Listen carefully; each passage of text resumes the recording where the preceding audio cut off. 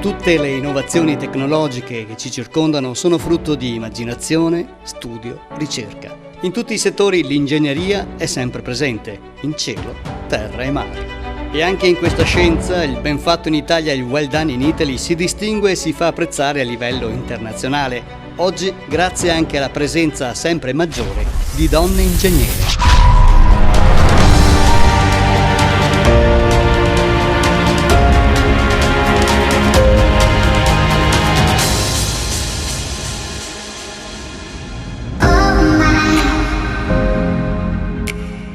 In Italia sono oltre 120.000 le donne ingegnere attive sul mercato del lavoro e rappresentano il 28% del totale dei laureati in ingegneria, quasi il doppio rispetto al dato dell'anno 2000. Oggi andiamo ad incontrarne alcune in Fiera a Vicenza, dove Silvia Di Rosa, in rappresentanza dell'Ordine degli Ingegneri di Trento, ha ideato una tavola rotonda dove poter ascoltare storie di successo di donne che con tenacia e determinazione hanno fatto dell'ingegneria la loro vita. Cielo, terra e mare è per dire che gli spazi in cui la donna si è mossa sono gli spazi dell'universo in pratica.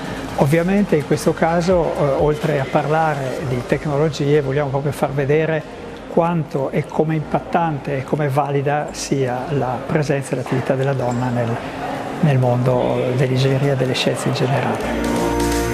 Donne che con orgoglio testimoniano nel mondo la qualità del lavoro italiano, come Alessandra Cenicola, Chassis Program Manager, Team Leader di Ferrari, Chiara Montanari, Life Explorer, Alessandra Angelini, una delle pochissime donne armatori in Italia, Monica Valli di D-Orbit, società specializzata nella progettazione e realizzazione di satelliti, e Maria Antonietta Perino, ingegnere di Alenia Space Italia. L'uomo da sempre chiama se stesso ad andare oltre, questo è quello che facciamo tutti i giorni noi che lavoriamo in Thales Alenia Space e che a Torino costruiamo l'infrastruttura che permette all'equipaggio fatto di uomini e di donne di lavorare in un ambiente che non è quello a cui tutti siamo abituati, è un ambiente fatto di radiazioni, è un ambiente dove se vuoi respirare ossigeno te lo devi portare da casa,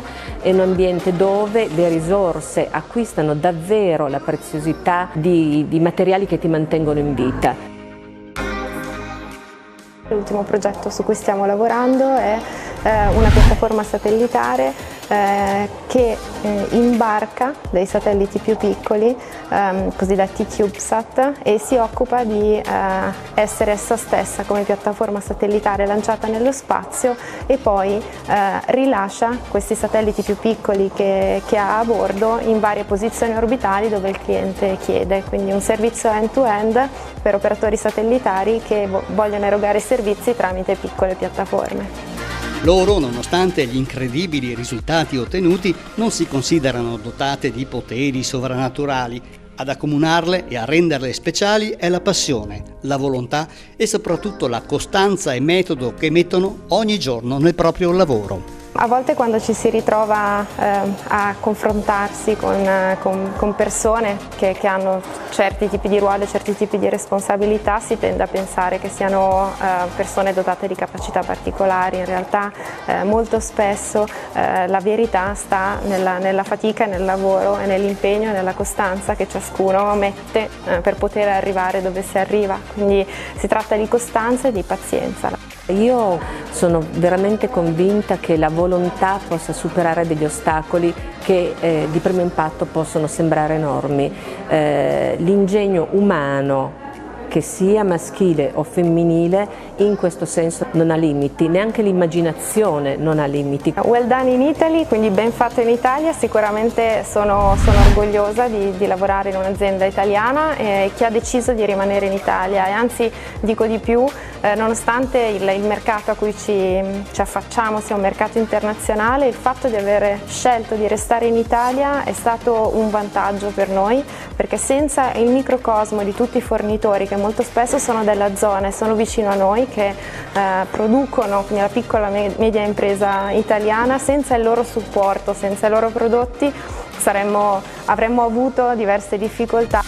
questo un Made in Italy che tutti ci invidiano, di cui si parla poco. Mi fa piacere oggi di averne parlato un po' con voi. Quindi insomma, chi vuole una casetta o un laboratorio per vivere nello spazio sa che in Italia, da noi, in Thales Alenia Space a Torino, lo può trovare.